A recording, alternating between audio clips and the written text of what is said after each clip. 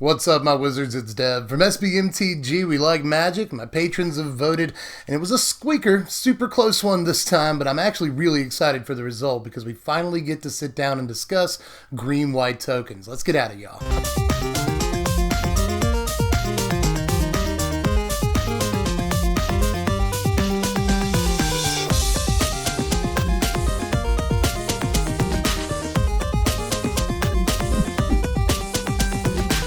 You know, one thing that I've been impressed with early on in the format here is just how deep some of these guild-specific strategies are, especially given how small the card pool is right now. You know, we really don't have that much to work with, but we keep running into the problem, just the same, of having like too many good cards for a given strategy, which presents some pretty cool, brewing challenges. But all that said, I think we've come across a pretty good build here that I'm proud to give to you, and there's a lot of like different toying with the numbers that I have a lot to say about, so we don't have much time to waste, but just remember, before we get into it here, like the video if you got the time, subscribe to the channel for more decks if you haven't done it yet, and let's go ahead and get into this monster. But let's start at the beginning with the one-drop creatures, and as far as creatures go, I'm going to put that in air quotes, because like a lot of the creatures in this deck don't actually have the type line creature. A lot of them are instant sorceries, enchantments, but they all create creatures, and Legion's Landing is one such card. We're going to play 3 of these because it's perfect for a tokens deck. You know, we immediately get a creature on turn 1. The lifelink's kind of cool for extending the game, and incidental lifelink is kind of important, especially once we start sideboarding. We'll get to that a little bit later in the video, but Legion's Landing is amazing because if we can transform it, and it's obviously not super hard to do so in this deck, then suddenly we just have a creature factory. It's awesome against the majority of mid-range decks in the format, and especially control decks, because you basically force them to have a Field of Ruin, and if they don't, they're in a lot of trouble. You know, I've seen a lot of people just on a playset of LL Cool J, and they call it a day as far as one-drops are concerned, but I've actually dropped it down to 3 copies, so I could fit a couple of copies of Punic Witness. I have seen this in a few builds, but not enough by my estimation. This card is actually great. We need another one-drop. I want more than just 4 one-drops. It's really important for this deck to get on board as quickly as possible, so it's in there for that reason. But there's also plenty of opportunities for this to be a better card than Legion's Landing, especially in the early game. It's better against things like Goblin Chainwhirler and Deafening Clarion than Landing, especially on the draw. And look at it this way, you know, it's much more likely to, or it's at least it gives you a second token faster than Legion's Landing in a lot of games.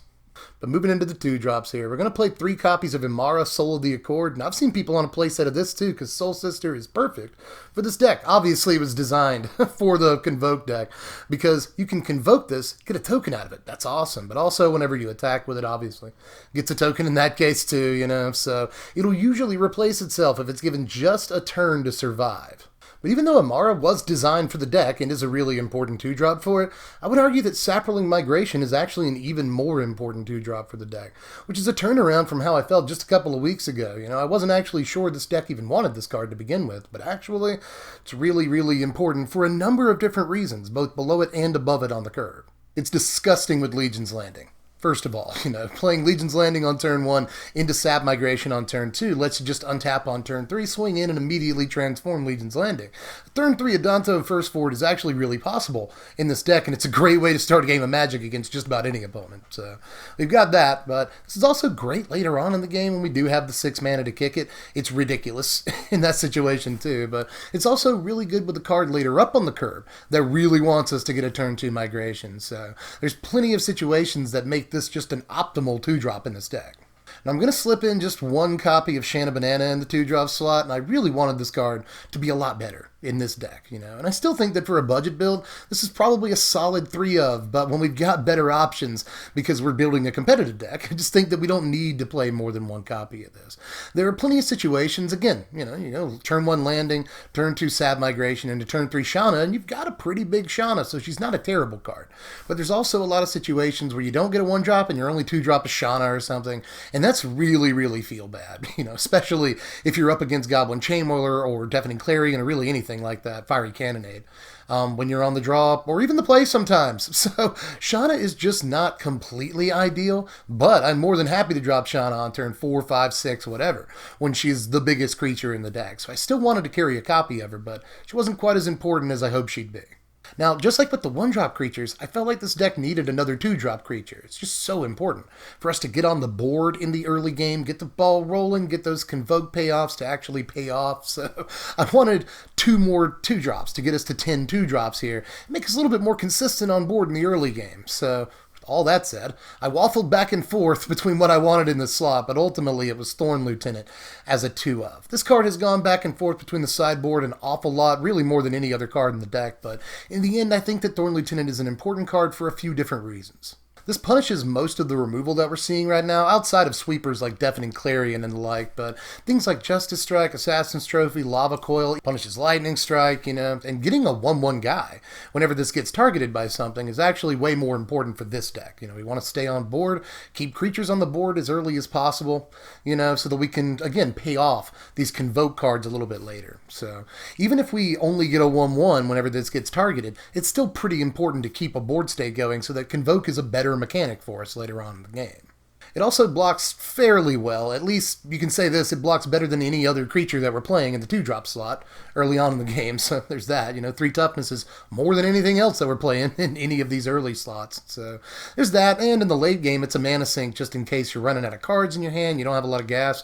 You can make this huge, so at least there's that. So I think there are multiple reasons to play this card in the deck, and I'm actually not even done, but I am going to move on to the next card. We'll get back to it in a minute, but I do have to make time to talk about how awesome History of Benelli is, although not too much time. I mean, obviously, this is a ridiculous card. It's one of the best cards in Standard right now, and this is the deck for it. We're a token strategy. We want a card exactly like this. Turns out that we have it, so we're going to play all 4 copies, and there's really not much else to say about the card other than, in a tokens build, this is maybe the strongest card you could possibly play, so let's carry all 4. I guess there's really not much tech to speak of with History of Ben in the deck, but I guess there is the fact that we're playing the 3 Knight of Autumn here in the 3-drop slot too. This is the other best 3-drop in this color combination. The card has been super impressive, and I've seen a lot of people on a full playset of this, and it's easy to see why, but I really don't think you're losing much if you poured a copy of this over to the board, but I will put 3 copies in the main deck. Yeah, it looks like a sideboard card, but it turns out that you'll just always want one of these options. Against control in mid-range, it's a big, fat body. It's awesome a lot of the time, more than you might think. It's kind of a Jade Light Ranger in that way, but in other ways, it's great against aggro, obviously, gains you the 4 life when it hits the battlefield. It kills things like History of Benalia, if it's on the other side of the table, Flame of Keld, and any artifact stuff they're trying to do. I don't really know much that people are doing, but just in case you come across a Jankmeister at your FNM that's trying to do something crazy, then, it's good against them as well. So this just has, a good track, a good play, no matter what's on the other side of the table from you. But moving on up a little bit, we're also going to play 2 copies of Shalai, Voice of Plenty, another perfect deck for her. Just covered this card in the last video. It was great in the sort of Red-White Angels deck, but it's also great here, where you can actually activate its ability. Imagine that. And its ability is insane on a board full of tokens to help you break stalls. It's a flying creature, which we actually don't have a whole lot of, so I should point that out. It's important. It's immune to Justice Strike. How do you like that? It helps you not swing in to Settle the Wreckage, because it effectively just locks them out from playing Settle the Wreckage. They have to deal with Shalai before they deal with anything else. There's just so many good things about this card in the deck. We'll at least play a couple of copies. But we're also on 3 copies of Venerated Loxodon. The Monk with the Trunk, this card is awesome for the deck, and I've seen a lot of people go from a playset of this at the beginning of the season down to 2 copies now in most of these green-white lists. But I still got faith in the Pugilist Pachyderm I'm playing a 3 of here, especially considering we've added a 1-drop to the deck, we've added 2 drops to the deck, so that just makes this card even better on turn 3. On the play, this is great against Goblin Chainwhirler because it protects your Saproling Migration tokens from it, your Legion's Landing or Hunted Witness tokens from it, All of that's gravy, but it's also super, super sweet against cards like Deafening Clarion. Yeah, all the stuff that helped Convoke it into play will still die, but the Venerated Loxodon won't. This is well above, 1 point above a Deafening Clarion. It also won't die to Ritual of Soot. That's really important. Just if you can get a turn 3 Loxodon, you're doing an awful lot of good in this format, especially considering what it lines up against. especially given what it lines up with in our deck. I've already touched on this a little bit, but Saproling Migration is amazing if you're hoping to play into turn 3 Elephant. And this is something else that makes Thorne Lieutenant worth playing a little bit more in this deck. If you go turn 1 1-drop, turn 2 Lieutenant, well then turn 3 you can play into Loxodon, and suddenly your Thorne Lieutenant has 4 toughness. That's incredible against things like Deafening Clarion and Goblin Chain Whirler, because it can block and kill a Chain Whirler on the play. There's just so many good things about Loxodon in this deck. I don't know why people went down to 2 copies. 3 seems about right. That said, I am on 2 copies of Tristana Dissonance in the deck, which is where most people are these days, and I can see why. It's a little bit hefty at 5 mana, but you still want the card in the deck, definitely. There were questions as to whether or not the card actually was going to make it into the competitive version of the deck, and now that question seems silly, because Tristana can just come down and effectively end the game the turn she hits the board, some of the time, depending on how you've cultivated your side of the battlefield up to that point. So there is that. Sometimes the Anthem effect is just good enough if you've got a big enough board, but this is also great with Convoke. Playing Tristana into Loxodon is actually not super hard on turn 5, so this is just great for all the themes of the deck. It's defense in a box too. Gives you some lifelink dudes, and gives everything you played up to that point a boost as well. So there's some really good things about Tristana. You do want to carry a couple of copies, no question about that. She's also great with March of the Multitudes. All you got to do is, into their turn, March of the Multitudes. On your turn, drop Tristana in game? Question mark. It's not actually super hard to do. And March of the Multitudes is pretty sweet, sometimes starting on like turn 3 in this deck, depending on what our start was. But usually you want to save it for a little bit later. When you do have a big board, this is a game-ending card that you can play on defense to great effect some of the time when they swing in. Or just play at the end of their turn for surprise wins. It also snowballs in this hilarious way, like each March of the Multitudes will give you more creatures so that your next march is even bigger. So if you're actually able to cast 2 March of the Multitudes one after the other, you'll just have this unbelievable board that they absolutely have to sweep, or they're done. They are done. You can also do cool stuff like March of the Multitudes into Venerated Loxodon. That's a nice play, as is March of the Multitudes into Conclave Tribunal. Now, this is a really important card for the deck. We're not playing a whole lot of removal here, but we want a full playset of this because it's just an instant catch-all answer to just about anything. Not instant speed or anything, but sometimes it's absolutely free. Often this will cost us like 1 or 2 mana, which is an absolutely fine rate. It's more than worth tapping a creature or 2, especially on a board full of like 1/1 tokens, in order to double spell. That's the really attractive thing about this card, is that it's an Ixalan's Binding or a Cast Out or something like that allows you to spend more of your mana in a given turn. Tap 2 your guys, pay 2 for this on turn 2, but also get Amara or Thorne Lieutenant or Shanna or something like that. And that just makes this card amazing, that you can get that much tempo on turn 4 or 5. Making this cost 2 and double spelling on those critical turns is absolutely insane. But to finish off the main deck here, we're just going to play 3 copies of Flourish. I've seen all different numbers of this card, from 0 to all 4, but I think 3 is the sweet spot here. This decreases the land count quite a bit. You get this on turn 1. Say you get a Plains on turn 1. This allows you to get your green source for turn 2 to guarantee your Amara or your Thorne Lieutenant, your Shanna, whatever. It also effectively gives us 8 1-drops in this deck. Even though it's not a creature, it still almost guarantees some kind of action on turn 1, which is pretty important when you want to get the ball rolling. But even if you're not playing it on turn 1, Flourish is incredible in this deck later on in the game. I like this because it's a Lay of the Land that doesn't get bad later on, and a Tomb with Ether that doesn't get bad on turn 7 or whatever. That's a really, really important card to have in this deck when we just got this huge board and we've spent the first few turns of the game, convoking stuff out and thus not attacking with our creatures. This really allows us to get the most out of all those tokens that we built up over the course of a game. With March of the Multitudes or Saproling Migration kicked or anything like that, this card is just absolutely crazy and will end games on the spot. Now, this deck plays 21 lands in its current form, and this is another one I've seen just all over the map as far as the land count in this deck. I've seen 20 lands, and I've seen 25 lands in this deck. And I think 21 or 22 is probably where you want to be. Convoke reduces the cost of some of our spells effectively, and we've got Flower and Flourish, which again really helps reduce the land count. As long as we get 1 land, we get 2 lands if we get a Flower Flourish in our opening hand. So that's I think 21 or 22 again is probably the right count here, but we've got plenty of sources of each color. We've got 16 white in the deck, which doesn't look like quite enough to consistently get History of Benelli. But again, remember, if you need a second white source, you've got the Flower and Flourish in the deck to help you get it. Now here's the sideboard, and if there's one thing that's been really all over the place with this deck this season, it's been the sideboard. Every single version of this deck that you look at has a vastly different sideboard, but there are some pieces that you absolutely want to play, no matter what you're doing with the deck, and those start with the Johnny Adversary of Tyrants. But against Control, this is a way to get card advantage out of our graveyard when they remove something. That's important. In the mid-game matchups, it's really grindy. We want that.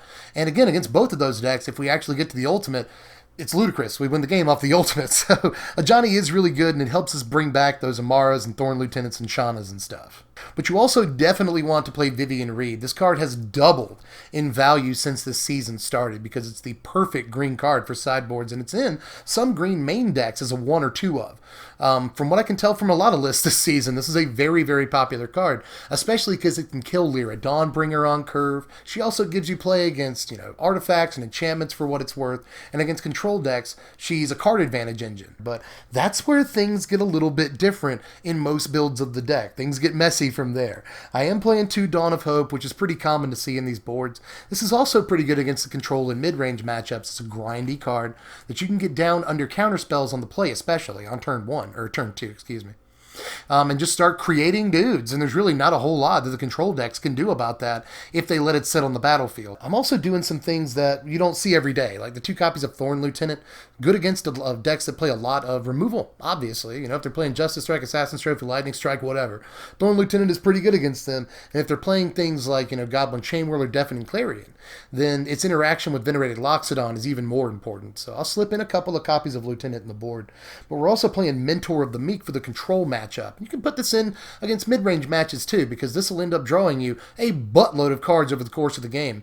And when it comes to matchups like Golgari mid-range or Jeskai control, sometimes out-carding them is the most important thing you can do in the matchup.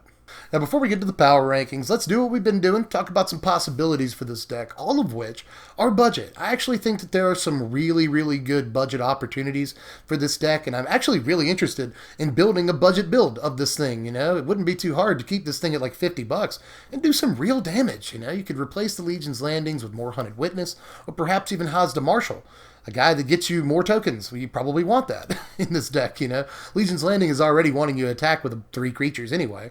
So Hosta Marshall seems like a pretty good budget substitute for it if you want to do that. But in other slots, if you don't want to play History of Benalia because it's like $25, Night of Autumn's like $5 a piece, that'll cost you a lot of money really, really quick. But there's things like Jungleborn Pioneer, Yavimaya Sapherd. Both of these are perfectly playable, like 5-cent options in the 3-drop slot for this deck that gets you more tokens immediately. There's nothing wrong with that. In the 4-drop slot, we've got both Conclave Cavalier and Lyon and Warleader.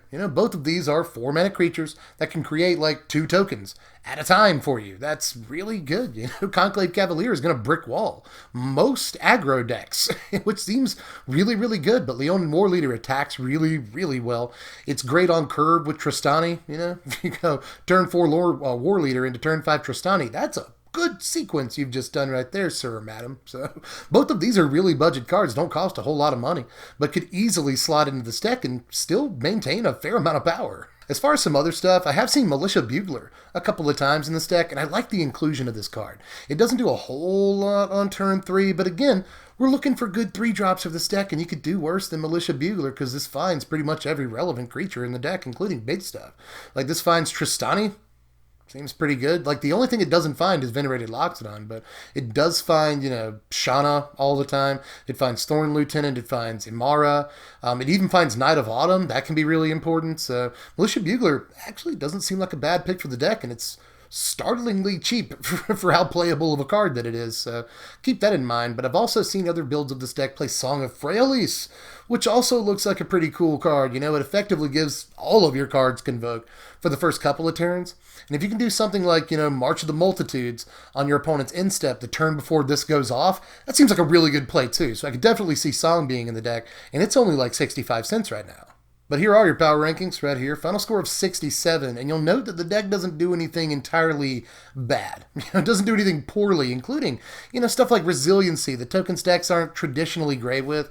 We can do things like kick a Sapling Migration or play a March of the Multitudes or a History of Benalia, and suddenly we're right back on board. Play Tristani after a Cleansing Nova or a Deafening Clarion, and suddenly we're right back in the same position. So we've got so many cards in this deck that are effectively a board in a box that we've actually got some good top deck artifacts and some fair resiliency even for a deck that relies on a full board. So that's pretty sweet. I guess the weak point is probably the sideboard. You know, we really go from an 8 in game 1 to a 6 in subsequent games because the sideboard could be a little bit tighter in every build I've seen, my build included. The deck also kind of suffers a bit in just the power category, you know. When you compare it to decks like Red White or Grixis, Jeskai, Esper, you know, a lot of the other decks in this format, this deck doesn't play quite as many powerful cards on an individual basis, but it relies more on synergies than just about any other deck in the format, but it does that to great effect.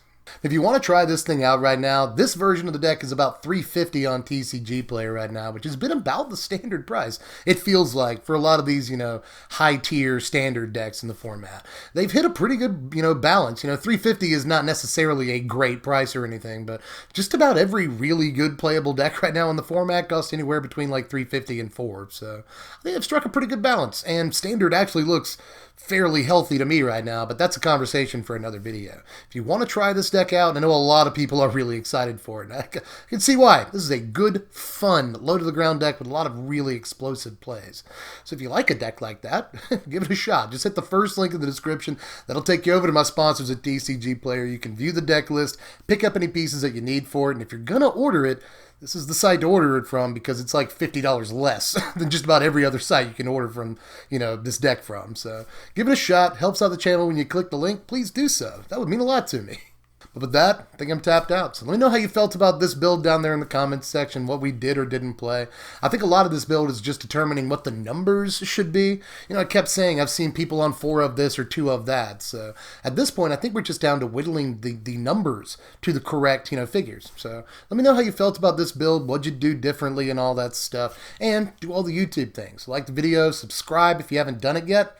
There's plenty of you that haven't done it. I know there are. So click the little blue thing and then click the bell for the notifications and all that stuff. Follow me on Twitter at SBMTGDev. And if you want to, throw me $1 on Patreon a month. Just $1 every 30 days. And right now, there's a poll going on Patreon. This is important if you're already a patron. There's a poll going on Patreon that'll come out around the same time I upload this video to let you know, let you vote on what deck you want to do next. So get on over there and do that stuff. And if you donate a $1 a month, I'll let you know like what we're doing the day before we do it. So I try to give you a lot of value for $1, you know, on Patreon. So head on over there, help your boy out, and I'm pretty sure that's all I got to say for this one. So I'll catch you cats later.